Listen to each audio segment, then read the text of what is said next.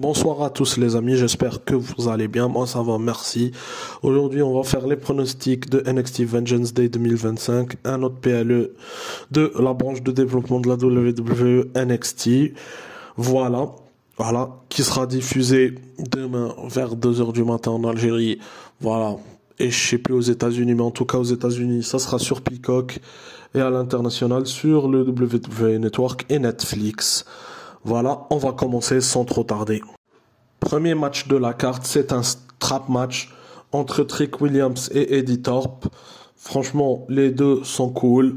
Vraiment, il n'y a rien à dire. En plus, il y a, je crois, parce que Trick, il avait perdu à cause d'Eddie Thorpe. Il avait raté sa revanche pour le titre et tout. Donc, la rivalité a commencé. Je pense qu'elle va durer à un moment. Je pronostique une victoire d'Eddie Thorpe pour commencer. Tout ça pour rendre Trick Williams vainqueur juste après ça. Voilà, Eddie Thorpe qui monte un petit peu et hâte de voir son évolution dans cette année 2025. Match par équipe pour les titres par équipe d'NXT entre les champions Fraxium.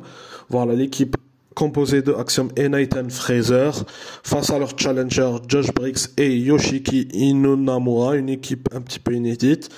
Mais bon, sans trop de suspense, je vais pronostiquer une victoire des champions. Ils vont conserver leur titre et peut-être les perdre jusqu'à Stand and Deliver pour que Fraxium puisse monter dans la division par équipe du main roster. Match simple entre Gibbon Evans et Ethan Page. Ethan Page qui vraiment, son booking à NXT marche très très bien, franchement, parce que vraiment à AEW c'était pas ça, il était contenté juste comme un petit heel simple, mais là il peut vraiment être le grand heel. Pour moi c'est le grand heel face à Gibbon Evans après cette action contre Ethan Page. Lui a brisé la mâchoire avec la chaise. Et Gibbon Evans, l'histoire c'est Gibbon qui veut sa revanche et tout, mais qui à cause est un risque et tout, et Ethan Page veut prendre ce risque et tout. Après il y a eu dans le dernier NXT Gibbon Evans, il a signé un contrat avec la general manager d'NXT Ava, qui est la fille du Rock. Il lui a dit que si au cas où il se rebriserait à nouveau la mâchoire, NXT n'est pas responsable. Donc mais je pense une victoire de Gibbon Evans pour conclure cette rivalité. Même si elle continue, ça serait pas mal. Victoire de Gibbon Evans pour ensuite l'emmener quelque part et voir où et emmener Ethan Page, le ramener à la Title Pictures. Fatal 4-Way pour le titre féminin d'NXT avec la championne Julia et ses challengers Bayley, Cora Jade et l'ancienne championne Roxanne Perez. Un Fatal 4-Way cool. À la base, ça devait juste être un triple menace entre Julia, Bayley et Roxanne Perez. Mais ensuite, lors du dernier NXT, ça a été transformé en Fatal 4-Way. Cora Jade a aussi sa chance, c'est cool parce que Cora Jade en heel, c'était super. Même si en face c'était bien, mais en heel c'est encore mieux, franchement. Et tout, avec bien sûr Roxanne Perez qui a un peu ce style underdog et tout, mais en heel aussi, ça marche très bien. Le role model Bayley qui revient à NXT, histoire de me donner ce star power et tout. Bon, moi je pronostique une victoire de Julia parce qu'elle vient de gagner le titre et pour moi ça n'aurait aucun sens de lui faire perdre maintenant. Match pour le titre féminin Amérique du Nord avec la championne Fallon Henley et sa challenger Stephanie Baker. Moi je pense vraiment ça serait bien Stephanie Baker pour rendre.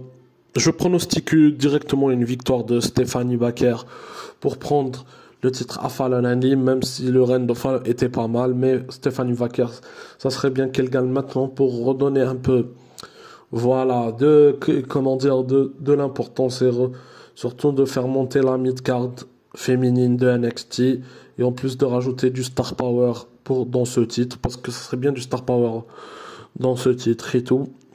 Et pourquoi pas plus tard un match champion contre champion entre Julia et Stephanie Baker, ça serait pas mal de voir ça.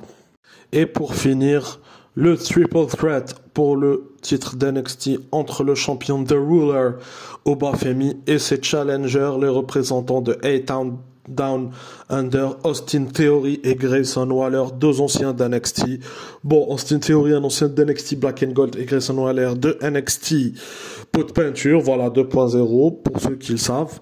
Voilà, Obafemi, super catcher, il a un peu ce truc, un peu de heel et tout, là il est face, mais il pourrait, quand il montera dans le main roster, d'avoir ce truc de heel un peu à la Brock Lesnar, voilà, genre je détruis tout sur mon passage, voilà, mais sinon, victoire de Obafemi, pour moi c'est comme le titre féminin, pour moi, Obafemi vient lui aussi d'être champion, ça n'aurait aucun sens de lui retirer le titre tout de suite. Match que j'attends le moins, sans surprise, c'est le Axiom Nathan Fraser contre Joshua Riggs et Yoshika Inamura, le match par équipe.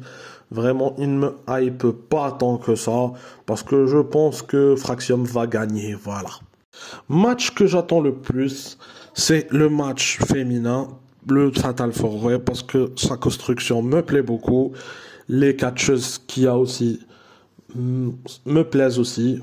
Voilà, j'ai hâte de voir, ça peut vraiment faire le show stealer, ça peut même voler peut-être la vedette au triple menace pour le titre, donc voilà.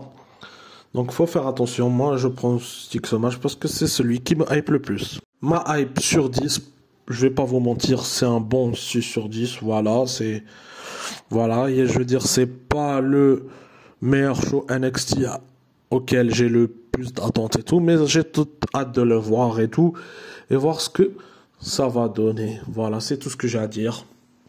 Sinon les amis, merci à vous d'avoir visionné cette vidéo, comme d'hab, likez, commentez, partagez, si vous voulez bien sûr, et pour les nouveaux, abonnez-vous en cliquant sur la cloche, c'est très important.